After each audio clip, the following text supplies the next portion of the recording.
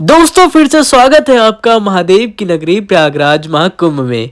जैसा कि महाकुंभ खत्म होने में कुछ ही दिन शेष रह गए हैं, उसके चलते यहाँ पे भीड़ बहुत ज़्यादा बढ़ चुकी है। तो अगर आप यहाँ पे आने का प्लान कर रहे हैं तो सोच समझ के यहाँ पे आइए। जैसा कि 52 करोड़ का आंकड़ा पहले ही पार हो चुका है और अभी नए आंकड़े बनना जारी है और अभी कहा जा रहा है आने वाले दिनों में यहाँ पे भीड़ और भी बढ़ सकती है। तो अगर आप यहाँ पे आने का प्लान कर रहे हैं तो अभी 1-2 दिन में प्लान बना सकते हैं और आने वाले टाइम में बहुत ज़्यादा भीड़ हो जाएगी, शायद आपको दर्शन भी ना मिले संगम के। नहीं, घबराने की बात नहीं है। आइए इस वीडियो के माध्यम से यहाँ की छोटी बड़ी सारी जानकारी जानते हैं।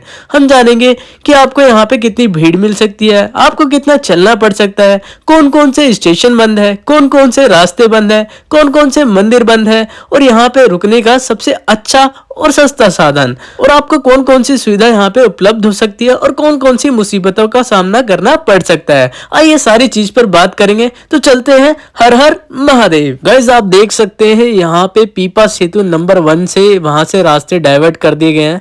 ये भीड़ वहां से चल के आ रही है, ये पीपा सेतु नंबर 14 तक आए और यहाँ से बाहर निकाल दिया गया है। अगर इन बंदों को पता नहीं होगा तो ये यहाँ से बाहर निकल जाएंगे बिना संगम में नहाए हुए।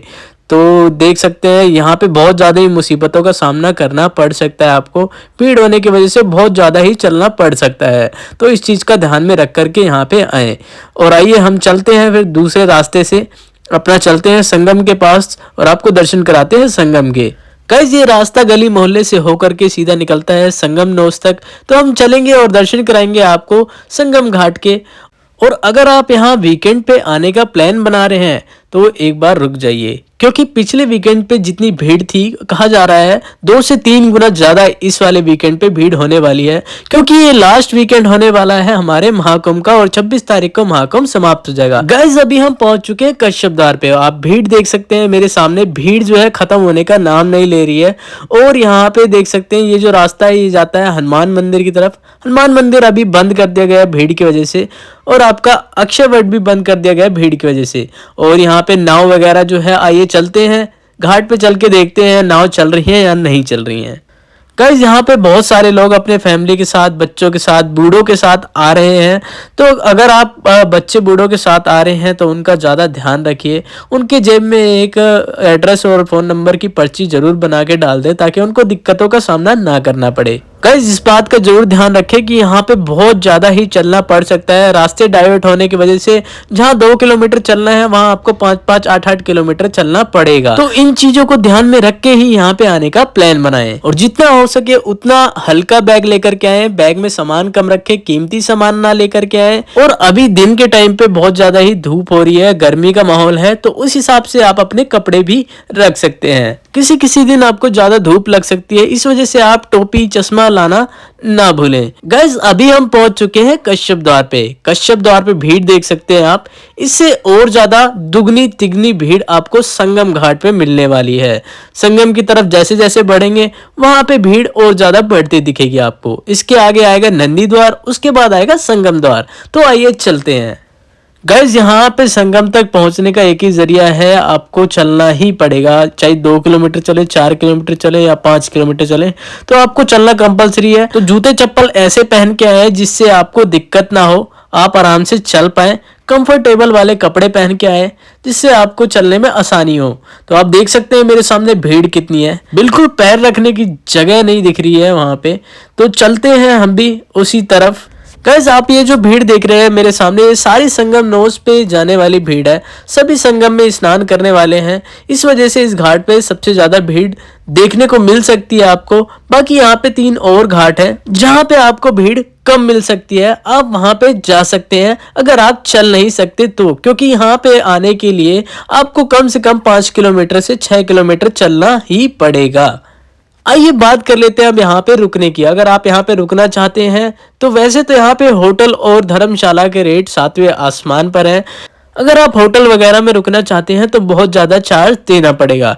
बाकी यहाँ पे टेंट सिटी भी बनाई गई है, अगर आप उसमें रुकना चाहते हैं तो टेंट सिटी के चार्ज भी बहुत ज़्यादा है। 8,500 से टेंट सिटी की शुरुआत होती है पर पर्सन। तो सबसे सस्ता और टिकाऊ ऑप्शन है यहाँ पे रुकने का जन आश्रय केंद्र। जन आश्रय केंद्र हर सेक्टर में आपको मिल जाएंगे और वहाँ के रेट आपको 100 से 200 रुपए पड़ सकते हैं और आपको आराम से वहाँ पे एक चारपाई मिल जाएगी, बिस्तरा मिल जाएगा जहाँ पे आप अपनी रात गुजार सकते हैं। और हाँ, अपना आधार कार्ड लाना बिल्कुल ना भूले क्योंकि आधार कार्ड की जरूरत वहाँ पे पड़ने वाली है। और अगर यहाँ पे फ्री में रहना चाहते हैं तो संत समागम की ओर सेक्टर 22 में आसन देव का कैंप लगा हुआ है, आप वहाँ पे जाकर के विश्राम कर सकते हैं और अपनी रात गुजार सकते हैं। वहाँ पर आपको फ्री में खाने पीने की सुविधा भी उपलब्ध हो जाती है। गाइस अभी हम चल रहे हैं संगम नोज की ओर और लोग यहाँ पे चलते हुए सीधे सीधे यहाँ पे आपको रास्ते डाइवर्ट नहीं दिख रहे हैं, लेकिन अगर आप रोड पे जाएंगे, रोड से अगर चलेंगे कहीं पे तो आपको वहाँ पे रास्ते डाइवर्ट दिख सकते हैं। बहुत दूर दूर तक आपको चलना पड़ सकता है रास्ते डाइवर्ट होने की वजह से।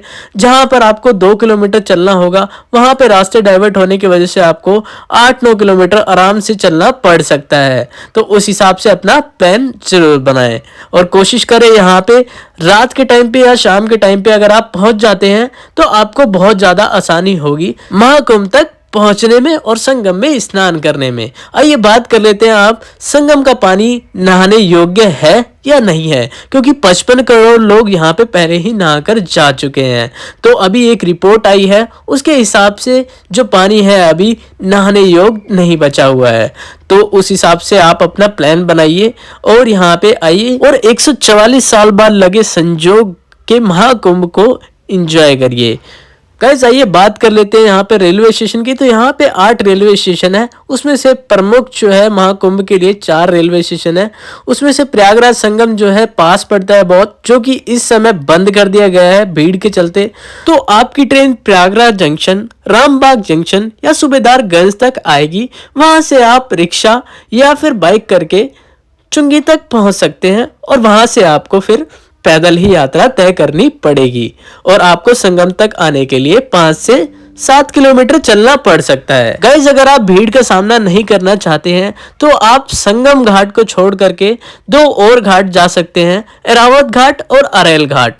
वहां पे सीधी सीधी गाड़ियां पहुंच जाती हैं और अगर आप गाड़ी से आ रहे हैं तो आपके लिए बहुत ज्यादा आसानी होने वाली है। वहां जाकर के आप स्नान कर सकते हैं और अरेल घाट से आपको बोट भी मिल जाती है संगम नोव्स के लिए, तो आप वो जरिया भी अपना सकते हैं। बस ध्यान में रखना कि बोट के चार्जेस जो हैं भीड़ होने की वजह से बहुत ज्यादा हो सकते हैं। गाइस अगर हम खाने पीने की बात करें तो आपको जगह जगह पर यहाँ पे स्टॉल दिख जाएंगे जहाँ पे आप कुछ कुछ छोटा मोटा खाने को मिल सकता है। और अगर आप रोड से बाहर निकलेंगे तो आपको 100 रुपए में थाली वगैरह भी उपलब्ध हो जाती है। तो खाने पीने की यहाँ पे कोई कमी नहीं होने वाली है। और अभी हम गाइस पहुंच चुके हैं नंदी द्वार पे, तो इसके आगे आएगा आपका संगम द्वार और संगम द्वार से आपको संगम नोज दिखाई देने लगेगा।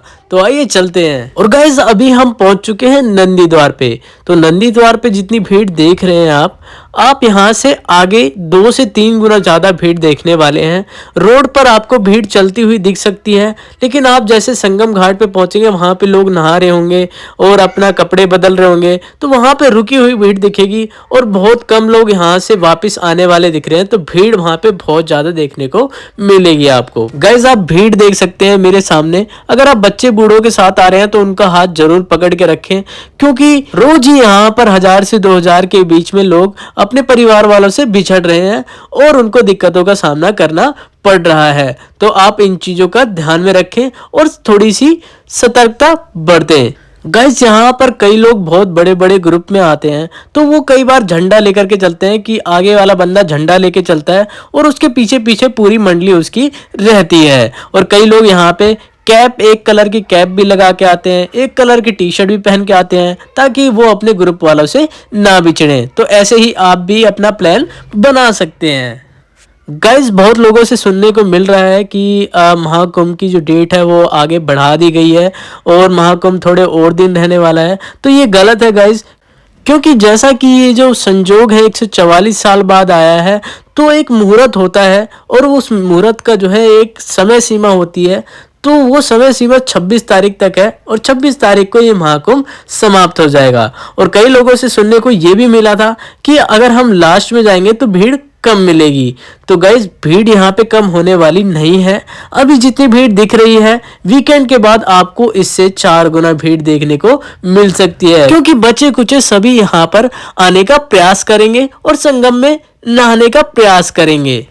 और 26 तारीख को जैसा कि समापन है हमारे महाकुंभ का और उसी दिन पड़ रही है शिवरात्रि, तो बहुत सारे आसपास के लोग भी उस दिन संगम में नहाने का प्रयास करेंगे। तो यहाँ पे आने वाले टाइम में बहुत ज्यादा भीड़ बढ़ सकती है। और गाइज अभी हम पहुंच चुके हैं संगम द्वार पे और संगम द्वार से नजदीक ही है बहुत संगम घाट। तो आइए चलते हैं और दर्शन कराते हैं आपको संगम घाट के। और गाइज थोड़ा सा चलने के बाद हम पहुंच चुके हैं संगम घाट पर और आप देख सकते हैं यहाँ खंबे पर बोर्ड लगाए गए हुए हैं जिन पे नंबर लिखे हुए हैं कुछ। अगर आप अपनी फैमिली के साथ आ रहे हैं तो फैमिली को अपने जिस खंबे के पास छोड़ के जा रहे हैं आप उस खंबे का नंबर याद रखें, जिससे आपको आसानी होगी नहाने के बाद अपने परिवार को ढूंढने में। दोस्तों आप देख सकते हैं यहाँ पर लोग नहाते हुए और कुछ लोग बोट से भी यहाँ पर आते हुए संगम में नहाने के लिए, अरेल घाट वगैरह से।